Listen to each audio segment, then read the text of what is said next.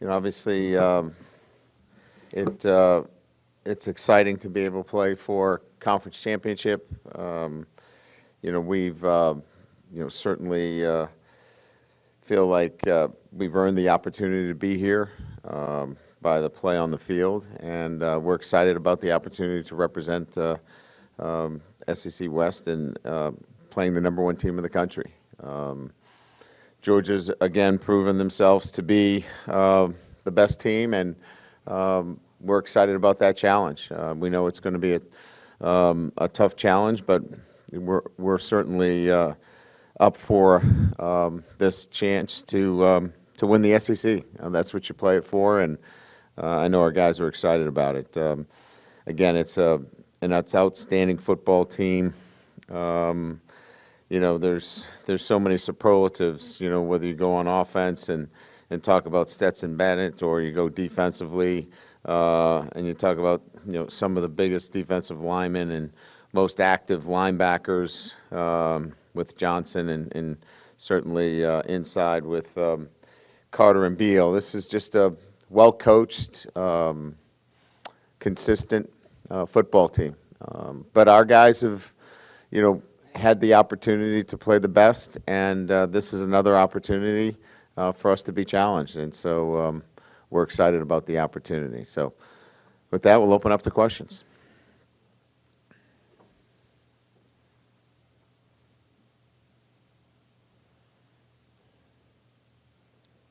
First, just to check on Jarek Brenner Converse, what his status is. And also, this was always kind of a makeshift year at corner. I guess, how would you evaluate it now you're 12 games in on how that group did, a lot of moving around and whatnot? Well, we're playing for the SEC West Championship. I think that's a pretty good answer to that. But Jarek is, he will practice on Tuesday, non-contact. If he gets through that non-contact practice, then he'll be fully cleared. So we're expecting that he'll be back for us. I think our guys have done a really good job. I mean, putting together a secondary when you didn't have one is not where you want to be. And I thought that they've, really hung in there all year. We've used a number of guys at that position to hold it down. And, obviously the latest with Jay Ward playing the corner. And he played really well. So really proud of the fact that we've been able to move new players into those positions and obviously get us to the SEC West Championship. Coach, right up the middle. Could you give us an update on Jayden? You did yesterday on the teleconference. Yeah, nothing more. I'm sorry, could we get it in person just for the TV sake? Sure, yeah. So the update on how do I start? Can you give me a I got it. Right. Give me that for some plays, too, when you get a chance. So he's been evaluated. He's in a walking boot. We'll keep him in that boot today, and then tomorrow he'll go in for his exam. And really, this is about, strength. He'll go on the Alter G today, so he'll run with no, obviously, force, and keep him conditioned even through today, which is a weight training and film study day. And then tomorrow, he'll go through a manual exam where effectively he's got to be able to get up on his toes. If he's able to do that, then we're ready to go for Tuesday. How'd I do? Good. Thanks. I have a different type question. So, it's a good problem to have, obviously, but some coaches in the past have said how playing in the championship game makes it difficult with the early signing period, with recruiting and stuff like that. Is it compounded by where the transfer portal is now? And how are you dealing with it? Like I said, again, you want to have this issue, but it's still an issue. No doubt.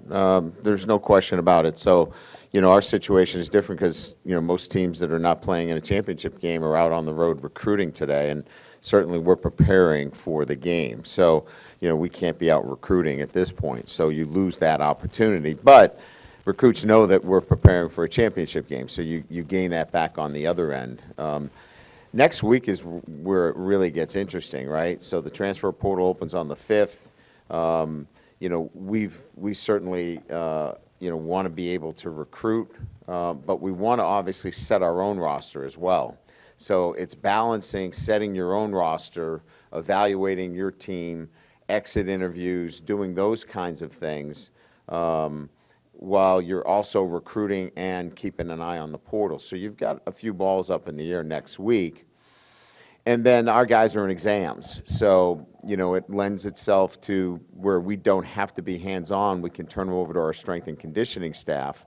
It's just a matter of balancing how much time we spend with the guys in terms of one-on-ones so we can set our roster, who's coming back, who wants to go to the NFL, who may want to go in the transfer portal. All those things we have to take care of and set our roster here at LSU, as well as look at the portal, and we got to recruit those that are coming in as mid-years.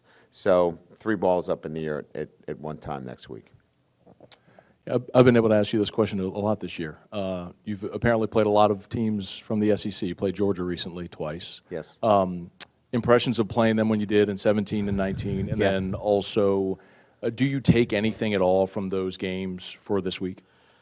Not really. I mean, structure defensively is very similar. I mean, certainly the personnel is different, but structure is the same. You know what you're going to get. Offensively, they're a little bit different with Coach Monken. He's got a creative bent to him that's a little bit different than what they had in 17 and 19.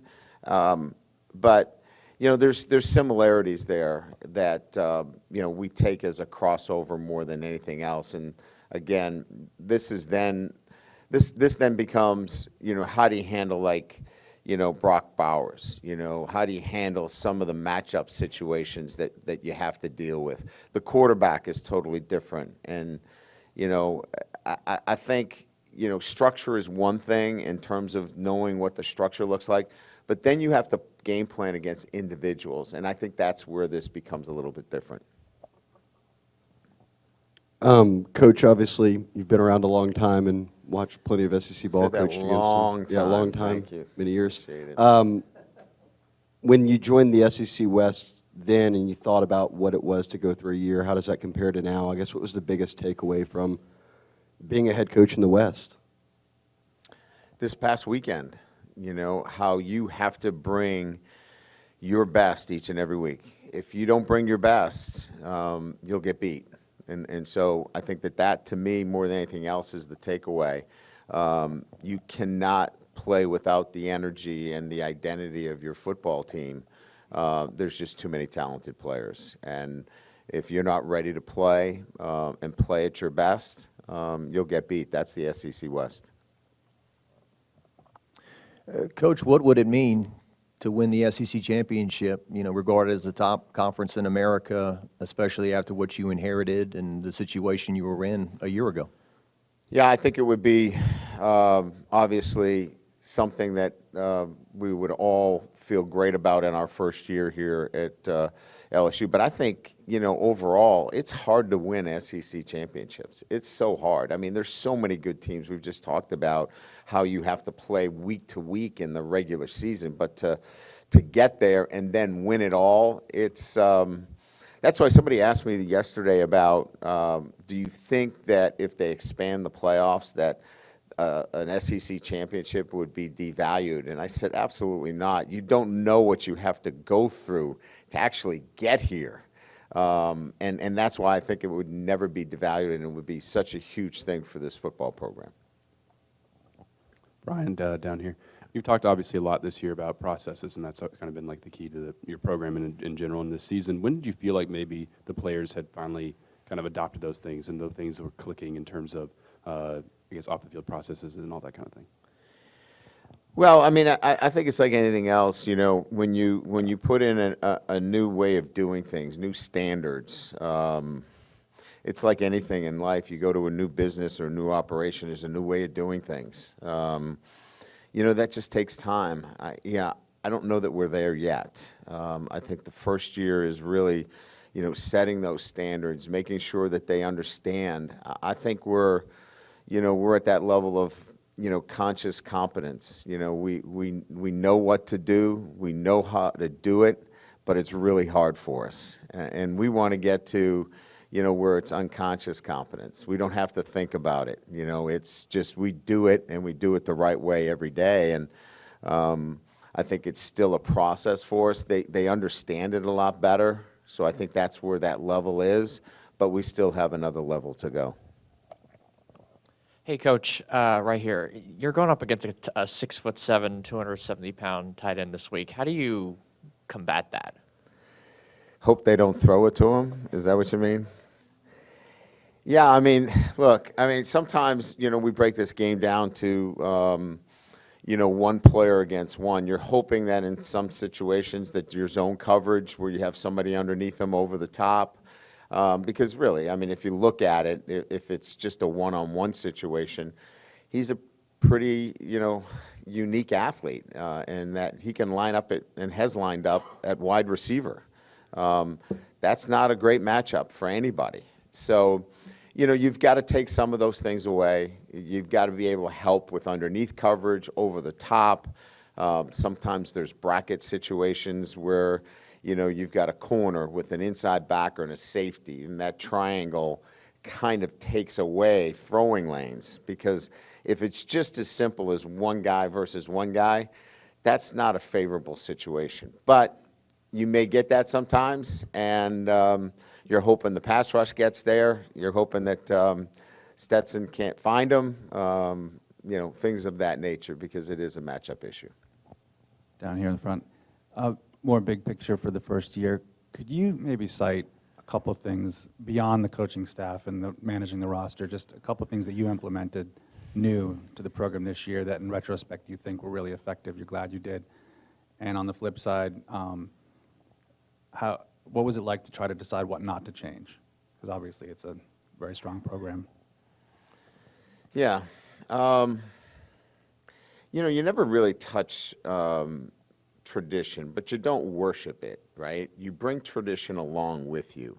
And that is you make sure you're welcoming former letter winners, former players, those that have been, part of building the pride and tradition of LSU. I think that's absolutely crucial, to have guys back that have helped win championships here. And I think we've done a really good job of doing that. So without worshiping it and falling into that kind of, hey, we have to do it this way because it's always been here, but paying attention to those that help build the program, I think that's one way that I think we've done a really good job. And I think the other way is much more, day to day in terms of, we have a thing called SWAT teams where, I think that's standard and setting a standard so our guys knew what the expectations were, and on a day-to-day, they come into our building and we're not throwing them curveballs. They know exactly what they're getting. It's a consistency every single day, and I think that creates an atmosphere within the building that they can trust. And so I think that those two things in particular, really welcoming our former letter winners back, those that have been instrumental in building this program, without get caught up with, hey, we did it this way, we got to continue to do it this way. And then internally setting up our SWAT teams. Do you worry again or protect against a letdown after losing the game last week and I guess for all intents and purposes losing a playoff shot? No. The least concerns I have is a letdown. We didn't play up to our standards, and so our guys know it, and they care about that. And you could sense it and feel it over the last couple of days, from after the game in the locker room to yesterday when they had to be here for meal, even today in the training room. Our guys know they let something slip away, and they're upset about it. And they know how they have to play. We don't have a margin for error. We have to play with grit. We have to play with fire. We have to play to our identity. And if we don't, we're not the kind of team we need to be. So I think they're anxious to go back out and play up to their standard, and that's the way I feel that they will play. Could you go into further detail on Stetson Bennett, what you see in him as a winning quarterback, a consistent player? Yeah, I think when you turn on the film, he just exudes confidence. He's a guy that has mastered the position in what Coach Monken and certainly Coach Smart are asking him to do within that offensive structure. He just, he moves around with confidence. He's only got very few rushes. He's not a guy that's looking to run, though he can run away from you. In the Auburn game, you could see him accelerate and separate from some defenders. But he wants to get the ball to his playmakers. He's just a smart, careful with the football. He just, I think the confidence level that he brings up the level of confidence around him and all the playmakers that he has. Coach John Emery had a rough game against UAB with the fumbles and then comes out and scores 3 touchdowns for you this week. Can you just talk about, as his head coach, the ups and downs you've had with him and the electric stuff he can bring to a game like this, but also the need to protect the football against the Georgia defense that's probably going to try to rip it out? Yeah, I mean, I think it's pretty well chronicled that, our depth at the running back position is not where it needs to be. And so, you've got to be very careful.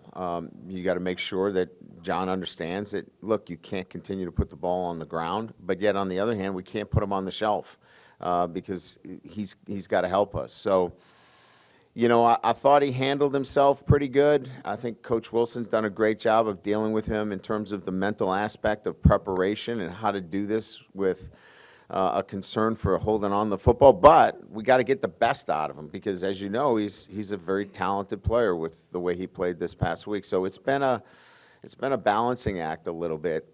We get Josh back this week, which will help. But I think more than anything else, I think Coach Wilson's done a really good job of balancing that, discipline of carrying the football with, we need you to play big for us as well. In third year in a row, Georgia's in this game. In what way might that be an advantage for them? I don't know that it is per se. I think that their team, clearly, has themselves in a mindset that this is where we should be and we expect to be here and we expect to win. And, anytime you face an opponent that's confident and believes they're going to win, you've got to beat that. You've got to go ahead and take that from them. It's like, playing the Alabama teams, those that believe they're going to win football games. We were 1-9 against Alabama, in the last 10 games. They believed that they were going to beat us, and we had to go take it from them. And we'll have to do the same thing, with Georgia. This is a team that believes they should be there, and they should win the SEC championship. So we have to overcome that as well. Staying on Georgia, just their defense. Obviously, Kirby's done a great job of, building them into what they are consistently as well. What do you see when you look at them on tape? Well, certainly, physical, the defensive tackles are outstanding, Carter and Beal. I think, look, I think it's pretty clear that what you'll see is the perimeter players not only are athletic, but they're outstanding tacklers. And that doesn't surprise me from, coming from what Kirby does and obviously what he demands from his players. They're tough-minded. They play physical. They play downhill. And they play a 3-down, 4-down, which, we're obviously seeing a lot of it. But, you got to make sure you minimize the negative plays against a defense like this. You could get into some bad plays, and now you're behind the chains. They get you the 3rd down. Now there's a lot of things they can do. So 1st and 2nd down and eliminating negative plays against this defense in particular is really big. Ryan, you mentioned, running back depth's not where you need to be. A lot of things in the team are not where you need to be, and yet y'all are in this place. Would you have looked at this team from afar if you were looking at this team somewhere else and say, man, that they're not probably going to be able to get there, and yet here you are? Well, we needed to play to our absolute best when our best was needed, and we did. I'd like to say that for the entire year, but that has not been the case, and a lot of it is we have some work to do in terms of building up the depth of our program and certainly continue to build our process. But I will say that they have given us everything when the lights have come on and their best has been needed. they have given us their best. And you don't know that until you get around a group of guys in terms of what kind of fight they have. This group has a lot of fight. That's why they'll go to Atlanta and they will fight. And they will play hard for 4 quarters, and they will give everything they have against a very talented Georgia team. Brian, you kind of talked about this a little bit yesterday with Todd Monken on the Georgia side. Obviously, y'all go way back to Grand Valley State. Yep. There's a lot of kind of connections. I mean, John Jancic on your when your analyst was there last year, and go back to Grand Valley. Cortez. Cortez, exactly. What I guess how close are you still with some of those people who you started out with at Grand Valley? Obviously, Mike Denbrock's on your staff, but some of the guys who how did you kind of stay close with them throughout your tenure like that, or your career? Yeah, Chuck Martin at Miami of Ohio, was on my staff. A lot of those guys.